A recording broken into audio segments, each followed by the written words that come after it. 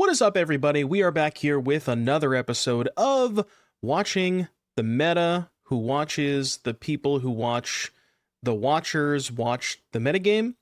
We are going to be taking a look at Modern, Pioneer, and Standard this week, as we always do. We're going to take a look and see what the heck everybody was playing over the weekend in the Magic the Gathering online challenges. I don't believe there were any paper events to speak about this past weekend, so nothing on that front. But we're going to take a look and gather the data, take a look at the metagame snapshot, about percentages change from week to week, and then perhaps maybe a little bit of foreshadowing depending on how the metagame is moving. Let's get into it. So we are going to start off with things as we always do with Modern, and I'm saying it the past couple of weeks, Modern looks pretty good. I know that there have been a few people on social media talking about the potential of something happening to Boros Energy. It was very clear that the previous ban announcement, nothing was going to happen mid-RCQ season. They're pretty adamant about not doing that. But I think for the most part, the Modern metagame looks pretty healthy. Boros is up very, very slightly from last week, 13.3 to 15.2. Esper Blink down a little bit. Affinity roughly about the same. Bird Scale. There's really not a lot of movement here. Domain Zoo up a little bit from last week. It was about 5% last week, now to 8%. Mono Blue Belcher about the same. I guess the biggest thing is Dimir Murktide up from 2% to 4.5%. Colorless Eldrazi 0.4 to 2.7% did win one of the challenges over the weekend. That's like the more aggressive version of Colorless Eldrazi with like Line Breaker and It That Heralds the End and basically just all creatures in Chalice the Void. That's what that version is. But really, there's not a ton of changes here, and the metagame, it's sort of, they are who we thought they were. These are the decks that are good in Modern. I mean, any of the top 5 or 10 decks you could probably play at any given time and win a tournament. Look at the winners of the 7 challenges. There were 6 different decks that won. Amulet somehow won 2 of them. But yeah, Boros, Colorless Eldrazi, Esper Blink, Mono White Control, that's the deck with like Field of Ruin and a bunch of those kind of things, and Neobrand. So pretty relatively healthy metagame. Let's see if we can find some spice littered across the top 32s. And what better way to start off this particular segment with the man himself, the man, the myth, the legend, the one and only Young Dingo, who, correct me if I'm wrong, I believe won an RCQ this past weekend with this exact same deck list. And this is a slightly different take on the Basking Brood Scale combo decks that you may have seen floating around. Now, the combo is relatively simple. It is assemble Basking Brood Scale along with Blade of the Bloodchief onto the battlefield. When you have these 2 pieces of cardboard, you effectively make infinite mana and put an infinite number of counters on your Basking Brood Scale, which in turn, when you're doing all of that stuff, it also generates infinite Eldrazi, because every time you sack an Eldrazi, you put a counter on the Brood Scale, that gives you another Eldrazi, and then you repeat that process. So you have infinite mana and infinite Eldrazi's entering and leaving the battlefield, which means that Glaring Fleshraker will deal them a damage every time the Scion enters, and Sephiroth Fabled Soldier will also deal them a damage every time an Eldrazi Scion leaves the battlefield. Another really cool thing about playing Sephiroth in a deck like this is sometimes Sephiroth plus Kozilek's Command is just a pretty good Splinter Twin impression, where you play Kozilek's Command for 5, you drain them for 5, flip the Sephiroth, the Kozilek's Command may find another Kozilek's Command, you sacrifice the 5 new ones, you play another command, and you sort of just chain them in a similar way that you do with Glaring Fleshraker. So it kind of gives you some more ways to do that, which is kind of cool.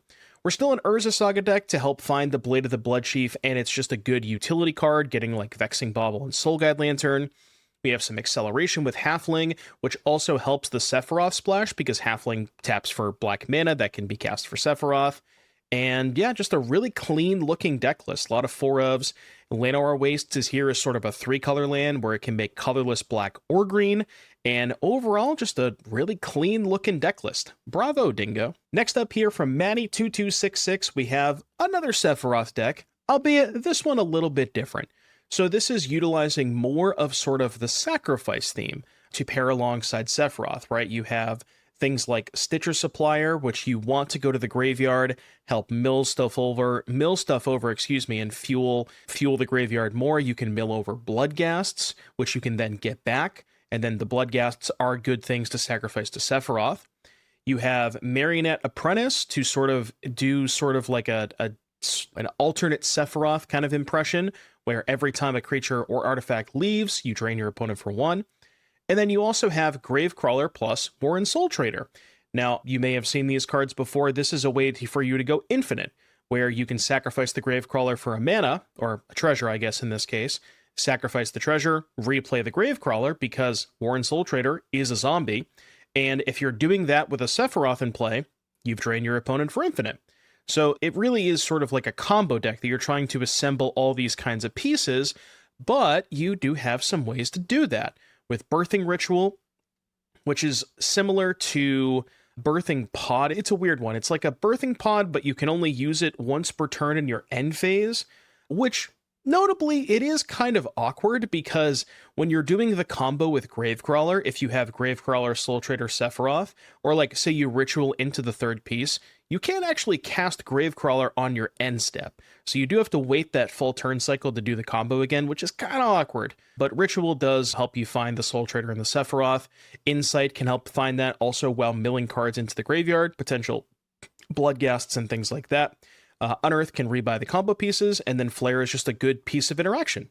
So, looks pretty clean, everything makes a lot of sense, and Sephiroth, maybe the best card in Final Fantasy. Alright, I'm not going to spend too much time on this one, but Nielsen333, shout out. You are an individual after my own heart. What I noticed about this particular affinity deck list is the first thing that caught my eye, there's no Urza Sagas.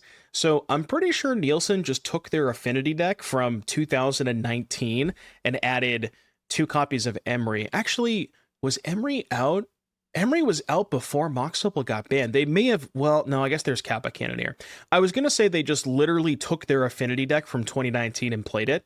But yeah, 4 Arcbound Ravager, 4 Cranial Plating, we got Etch Champions in here, we got Signal Pest, Steel Overseer, Inkmoth Nexus, just a blast from the past.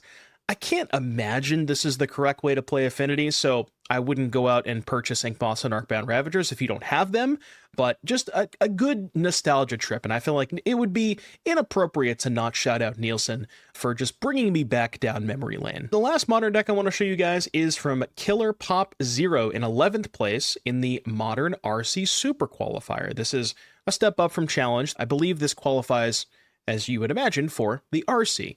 And I really love the way this deck looks. Basically, it is blue-red Eldrazi. So you have Devourer of Destiny, Emrakul the Promised End, Null Drifter, Kozilek's Command. I'm sure you're used to all of those cards if you've seen an Eldrazi deck. But you're pairing those with blue card selection. So Preordain, Eldrazi doesn't have really any good turn 1 plays. I guess Ancient Stirrings, but Preordain is, I'm not going to say it's strictly better, but a lot of the time it is a better card. It finds different stuff. And Stock Up, which is, I think, one of the biggest reasons to play blue in your Eldrazi deck is this card, because you have so many ways to cast it on turn 2 between Talisman of well, I guess it really is just Labyrinth, but Talisman of Creativity and Labyrinth do a very good job of ramping you into, this is one of the best things to cast on turn 2 off of Anugin's Labyrinth. And that all gets you to, well, now that you have a whole bunch of card selection, why don't we also play Emrakul the Aeon's Torn and Through the Breach, which is a combination of cards that was popular a little while ago, kind of fallen out of favor, but sort of makes sense to have this sort of combo approach to end the game, because typically combo in general is very good against Boros. So if you can incorporate combos in neat ways into your deck list, that's a good way to have a good matchup against Boros. And Eldrazi was, I guess, already pretty good against Boros to begin with. But in any case, this gives you ways to race other combo decks too, which is important. So, really cool looking list. May have to buy some Emrakuls myself to give it a shot. All right, that's all I have for Modern today. Let us go and take a look and see how Pioneer is doing. And it's Pioneer. It is Pioneer. Yep, that's Pioneer. That we're definitely looking at Pioneer. Mono Red Mice slightly up from last week, 24.4 to 26.9. Phoenix from 15 to 16. Angels roughly about the same. Boggles, which is, I don't even see on this. Wait, did nobody? Oh my goodness. Non-existent this week. We went from 6.3 to 0.0. Yeah, that's interesting. That's kind of weird too, because you would imagine Boggles has a good matchup against red. Demons about the same. Golgari Sacrifice a little bit down. Orzhov Monument up a little bit. That's the Monument Greasefang deck. But yeah, pretty much everything else is the same. I didn't even, when I was looking at the graphs initially, I didn't realize Boggles had just completely disappeared. But anyways, I got a couple of decks. I want to save a little bit more time for Standard than we usually do. So I only have 2 Pioneer decks for you today. First deck I want to take a look at from Hernan72, who we have featured on this show in the past, and Hernan is a huge Ensoul artifact enjoyer. This time showing up with the blue-white version, which I believe we have featured in the past. Just wanted to give Hernan a shout out because they consistently play the Ensoul deck, and they keep coming up with different ideas. So this one is playing Simulacrum Synthesizer paired with Memory Guardian, which, funny enough, is an engine that is available in Standard. Maybe something to think about down the road. But yeah, Ensoul Artifact paired with Darksteel Citadel. You have stuff like Novice Inspector, Spyglass Siren, and Thraben Inspector to give you 1 mana ways to put artifacts into play for Ensoul. And then you're going again up the curve to Synthesizer with Memory Guardian. You can do some cool stuff like Mockingbird your Memory Guardian to get more Synthesizer tokens. You have Cryptic Coat, which also gives you synth tokens. And then some interesting, like, weird flex spots here, like the 1 Borrower, 2 Flood Pits Drowner for a little bit more interaction, 2 Bunnicorn, 3 Sheltered by Ghosts. So some interesting numbers here, but all in all, a pretty clean looking deck list, and shout out again to Hernan72. And speaking of artifact decks with white mana, we'd be remiss to not mention Wordy 333 in 24th place with the Hammer. So this is the, I believe, since Final Fantasy dropped, the first time I had seen anybody play Hammer with Cloud in Pioneer specifically. We might get to a little bit of that in Standard, just wait a moment. Well, I guess not Colossus Hammer, but dude, I wish. Anyways, so this is the sort of Hammer-style deck list for Pioneer. Now, it's interesting because you have a decent number of ways to move the Hammer around. First of all, you have Sigarda's Aid, which, if you've seen the Modern deck, you know what this card does. You have Kemba, which says whenever it or another cat enters, you can attach an equipment to that creature. So if you go turn 1 Hammer, turn 2 Kemba, boom, you have a 12/12. Raubon, which can do a similar thing, but in combat. So whenever Raubon attacks, you can attach an equipment to target attacking creature, not just itself. So if you attack with 2 things, you can move the equipment to something else. And yeah, so you have effectively 12 ways to move the Hammer, plus the Clouds and the Hammers, plus also 2 Kellen. So you have 10 ways to find Hammer. You have Cori-steel Cutter, which thankfully we don't have in Standard anymore, but still good in Pioneer. Couple of Mox Ambers, Portable Holes, and Zac Fairs for protection. So clean looking list, and that is some Hammer. And again, we might see some more Cloud in the Standard segment.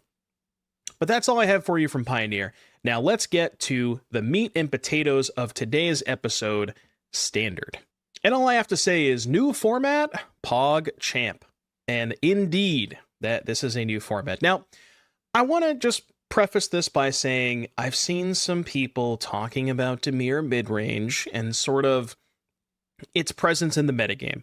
Now, 28.1% of the metagame being Dimir midrange, it sounds like a lot. And there was one of the challenges, I don't know if my editor can throw this image up on screen. There was one of the challenges that had 7 out of 8 top 8 decks be Dimir. That's a lot, right? I understand that. But this was what was expected to happen. Dimir midrange was one of the better decks pre-bans, even with 7 cards being banned, right?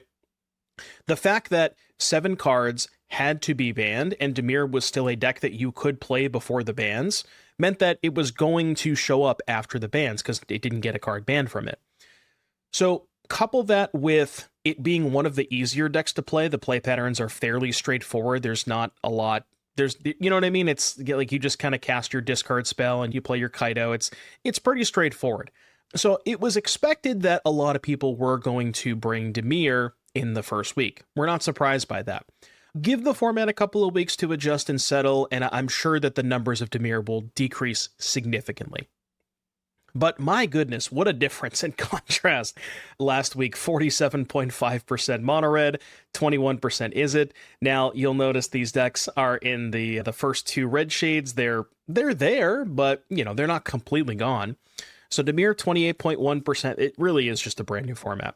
Mono white tokens clocking in second at 12.5, and then you kind of have a fight for third over Izzet Cauldron and Gruul Prowess. And then from there, you have Boros Convoke at 4.2, Golgari Midrange at 3.6, Naya Yuna 2.6, and then from there, it's just everything is about 2% or less. We'll call that the other category. This format looks fantastic, and I don't know about you guys, but over the past week, I'm still playing Standard every day on my live stream on Twitch. Go check it out. Maybe we're live while you're watching this. And I cannot begin to tell you how much fun and enjoyment that I'm getting out of this new Standard format. And yeah, this is perfect. Like I said, Dimir, wish it was maybe a little bit less, although I don't really play against Dimir that much on the arena ladder. It might just be an MTGO thing, I'm not sure. But yeah, format looks great. In terms of like moving forward, again, I would expect to see less Dimir. Mono white tokens should stay about the same because it's one of the few decks that has a decent Dimir matchup. I was a little surprised to see Gruul Prowess be 8.9%. I do still think the mono red deck is pretty good. That was one of the first decks that I played with post bans. So I wouldn't be surprised to see those numbers kind of even out a little bit. And then Izzet Cauldron, that was sort of expected to be one of the better decks after bans because similar thing, it didn't get anything banned from it realistically. Or, I mean, some versions did, but at least like the Paulo versions. And then from there, I do expect to see a resurgence in Celestia Cage. You see it up there in the top left at 1.6%. My experience with Cage so far in this format has been outstanding, which is unfortunate because we're losing a lot of the lands post-rotation. We'll get into some post-rotation stuff in a couple of weeks' time.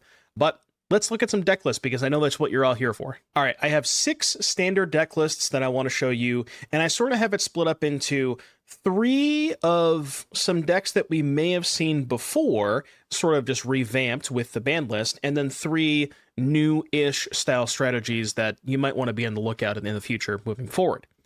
The first one here from WCL in 15th place is Esper Pixie. And to be honest with you, it looks eerily similar to what it did before. Now, obviously, we don't have Hopeless Nightmare anymore, so it seems like the very clear switch is just swap it for Tiny Bones Joins Up, which, similar effect, it says when it enters the battlefield, each opponent or target opponent discards a card. So you can still return this with stuff like Fear of Isolation, Sun Pearl Kirin, and Ambrosia Whiteheart, but the big difference between Tiny Bones Joins Up and Hopeless Nightmare, and I've felt this as I've played against Pixie over the past week since the bans, the damage from Hopeless Nightmare is like the difference is night and day, right? A lot of times with Hopeless Nightmare, you would feel, well, no pun intended, hopeless because you don't like the part of I'm trying to think of the best way to phrase this. Part of the way that the player gets out of the Pixie hard lock when you're discarding your entire hand is the top deck, and you have a couple of turns to draw extra cards. But the 4 to 6 to 8 damage that you take from Hopeless Nightmare doesn't give you that extra 1 or 2 draw steps that you would normally have when your opponent's making you discard your entire hand. So the big difference is that you have more time against Pixie to draw your power cards. You can play the game where you're like, okay, discard my big spells, hit all of my land drops, and then put yourself into positions to top deck those good cards, which you couldn't really do before. So overall, I actually really enjoy the Pixie play experience. When you're not taking 2 damage every single time, I think that's pretty cool. Storm Chaser's talent, Nowhere to Run, 4 Breaker, 4 Nowhere. The talents are a very obvious inclusion, but interesting to see 4 Breaker and 4 Nowhere, given that we have only 9 ways to bounce. 1 Ambrosia, 4 Fear. Oh no, sorry, there's 14, my bad, or 13. 4 Kirin, 4 Pixie, 4 Fear, 1 Ambrosia. So that does kind of make sense. And then 4 Kaidos, no stock ups in the main, which I thought was kind of interesting, but cool looking deck list. Again, it really doesn't look that different, does it? Now, you didn't think it was just going to go away, did you? So this one here from Capricosa, who I believe is Dom Harvey. Somebody can fact check me on that. But Dom got 9th place in a challenge with, I'm going to call this Prowess. Now, I don't know if I should call this Prowess because there's no Monastery Swift Spears. There's no Astrologian's Planisphere. Really, the only threats here are Vivi and Hearth Elemental. But there's a big difference between this version and the Cauldron version because there's no Cauldrons. So this is much more of a control deck, where you're utilizing stuff like backside of magic card Roaring Furnace, Storm Chaser's Talent. You have a lot of removal spells, Abrade, Fire Magic, Get Out, 4 Flood Maw, 4 Torch the Tower, and then you have stock ups to gas back up along with the cantrips like Sleight of Hand and Opt, 2 Wild Ride to pair with Vivi. You have a Magic Damper to protect it a little bit, and yeah, really just kind of leaning on Vivi as your main threat, which looks interesting. I feel like I would still want to play the Planispheres because even if you're not playing Cauldron, Planisphere still just kind of is a really good threat, especially with how many extra ways you have to draw cards. So, I mean, my version would probably include Planisphere, but I could certainly see wanting to just like play a longer game and not sort of bother with any of those cheap threats besides the talents, of course, because talent in the late game can still buy back a stock up or something, even without town. But yeah, this is what it looks like. And there is still the Cauldron versions, yet to be seen which one of those is better, but Vivi is still here, and it is still one of the best cards in the format. Next up, we have here a Unideck from Sol MBA Galad. This is it is a Unideck, so, you know, a lot of these pieces you may have seen in versions of Una before, stuff like Dredger's Insight, the big summons like Knights of Round and a Bahamut here. But what's very interesting to me about this particular deck list, there's no third color. You may have seen Naya, you may have seen Abzan, but what if we just did Celestia? Now, you do have, I guess, in this version, less ways to self-mill. There really is just 4 Dredger's Insight and 3 Esper Origins. There's no Overlord of the Bilmerk, there's no Fear of Missing Out, there's no Joshua, none of that stuff.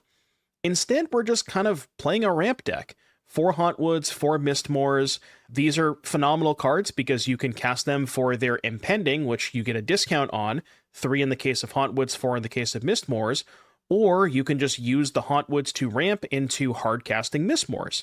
So very interesting take on the Unideck. Another cool shout out here is Fauna Shaman, which you may have not realized this card was standard legal because it was in Brothers War. And this one is really cool because you can actually just discard one of your big summons to go find the Una, and then the next turn, play the Una, and you already have the summon in the graveyard. So that's kind of cool. But yeah, very interesting take on the Una decks. I do like the fact that it's only 2 colors, and, you know, that you're not sort of constrained by the lands that you draw specifically. So, and you have less tap lands. So shout out to Galad for this interesting take on Una. I promised you Cloud, and I did not disappoint. Funny enough, the same person that you remember from the Pioneer Challenge that we just talked about, Wordy333, apparently they really like equipments. So Wordy got 9th place, just missed out on top 8 in one of the challenges this weekend with Boros Equipments. Now, we still have the Clouds. Obviously, there's no Colossus Hammers, unfortunately, but we still have a decent, I guess this is a lot different. There's really not a lot of overlap here besides the Clouds. So this specific equipment deck is more focused on slightly more expensive equipments. So the main synergy that we're kind of going with here is Blade Hold War Whip, which is 3 mana for Mirrodin, so it enters with a 2/2. It says all of your equips cost 1 less to activate, and equipped creature has double strike. So you pair that with something like Lava Spur Boots, which we have 4 copies of, even though we can tutor it. There's a reason. Equipped creature gets +1/+0 and has haste and ward 1, and you can equip it for 1 mana. So if you have a Blade Hold War Whip, and you have a Lava Spur Boots in play, or let's say you have Boots in play and then you cast Blade Whip on turn 3, you can then equip the Lava Spur Boots for free and hit with a 3/2 haste double strike. More so, if you then the next turn play Astor Bearer of Blades, Astor says when it enters, you look at the top 7, you get an equipment, put it into your hand, and the most important line of text, equipment you control have equip 1. Well, if your equipments have equip 1, and all of your equipments can equip for 1 less, 1 minus 1, math checks out, that is 0. So if you have Astor and Blade Hold, every single equipment can be equipped for free. Well, not the Blade Hold itself, because Blade Hold says equip abilities you activate of other equipment cost 1 less. So not itself, but every other equip you can equip for free. So that's kind of cool. We have Chainsaw for removal, Samurai's Katana for trample and haste, which is pretty big. Again, equip cost 5, but once you've assembled Whip and Astor, then it's 0, or even just Astor. And then you have some searchables like a Buster Sword, Celestial Armor for a little bit of protection, Tools for lifelink, Lance for flying, Jite just for being like a very good card, especially Jite on Cloud is kind of ridiculous. You got Freya for acceleration, couple of just sort of flex 2-drops in Jorkadine and Kemba, and then some removal in Rebel Salvo. So really sort of like a little bit of a bigger deck with Astor, and I haven't really seen people play Astor before, but I mean, honestly, this version looks pretty good. I may have to give it a spin for myself. Next up from Trashboat 100 and 22 place 22nd, we have Rakdos Reanimator, another deck that people were messing around with a little bit before the bans, and nobody really found the best shell. This is a very interesting take on it, where it's much more creature heavy. A lot of versions of Reanimator, you see maybe play like Duress, Cut Down, Go for the Throat, Liliana of the Veil, sometimes Gix's Command, a lot more spell dense and less on, like the only creatures they play are like Fear, Balemark, and the big creatures. This one is going a little bit deeper, where we have our discard outlets like Brass's Tunnel Grinder, which allows you to discard any number of cards, Bitter Triumph, which still is probably the best interactive spell because you can discard a card to destroy anything, and Zombify, which is our reanimation spell. And now from there, your reanimation targets a little bit different here. So 3 Arden the Usurper. This one is from Final Fantasy, and I think this might be the best reanimate target because once you have it in play, at the beginning of combat, you can exile a creature from any graveyard. You make a token that's a copy of it, except it's a 5/5 demon, and Arden gives all of your demons Menace, Lifelink, and Haste. So you can make a 5/5 version of any creature in any graveyard that has Menace, Lifelink, and Haste, which is kind of ridiculous. You have 1 Atraxa, 2 Atali, and then from there you have 4 Valgavoth Terror Eater, So that's kind of the big boom booms. And then what's also interesting is this sort of package where you have 4 Valgavoth's Faithful and 4 Overlord of the Balemark. Now, you don't necessarily need to play all 4 Faithfuls, but having a couple of Faithfuls in your deck means your Overlords can actually find your reanimate spells, and that's pretty important for consistency. We have Fear of Missing Out, only 3 copies, and then 4 infamous Cruel Claws, which can not only be a discard outlet, but can also be a way to play your big stuff from the top of your deck. Where if you Cruel Claw and you hit a big card, well, you've hit the jackpot. If you have a big card in your hand and you hit a small card, you can use the Cruel Claw as a discard outlet. Free discard outlet that turn, by the way. So if you go turn 3 Cruel Claw, say you hit like a Fear or some discard or whatever, you can go discard Fatty, play thing for free, post combat, play land 4, play Zombify. So really cool card here in the Reanimate deck. And yeah, everything else looks pretty good. So shut up the Trash Boat, Reanimator, back on the menu. And last but certainly not least, we had to give our boy Fire Shoes a shout out. 19th place. I think he played this in another challenge too and got another top 32. Mono Green Aggro. Fire Shoes, we love you. So Flourishing Bloomkin, +1/+1 for each forest you control. Keen-Eyed Curator, 2 mana 3/3 that gets you Graveyard Hate and grows. Llanowar Elf, obviously insane. Paw Patch Recruit, just a really flexible card where you can play it as a 1 mana 2/1. You can offspring it, get a little bit of value that way. Spinner, good into the Dimir decks because they kind of need to kill this first, and if they kill anything else, you draw cards. Sort of the same thing with Surok, where if they counter or kill anything, you draw cards. Thrawn, very good against Dimir. So looking at the threats in this deck, it seems like this deck would theoretically have a pretty good Dimir matchup. Like this has Ward Collect Evidence 4, this draws you cards, this can't be countered or targeted. So it seems like the creature suite is pretty good into Dimir, which is kind of surprising to say for a mono green deck. But overall, looks good. The curve looks good, but maybe would change up their removal spells a little bit, like the main deck Pick Your Poison might be a little weird, but I do like it. And Herd Heirloom, another banger in a deck like this, where you have tons and tons of 4-power creatures. And that, my friends, is going to do it for another episode. Sort of feels like a brand new series now that we have the new format. well, the new standard format, that is. Modern, Pioneer, still good for what they are, but my goodness, I have been having a blast playing standard, and I want to hear from you guys. What have you been liking in this brand new standard format? What are you crushing with on Arena? What are you crushing your store champs with? Would love to hear your feedback. And as always, thank you guys so much for watching. Subscribe to the channel, and I will see you guys in the next one.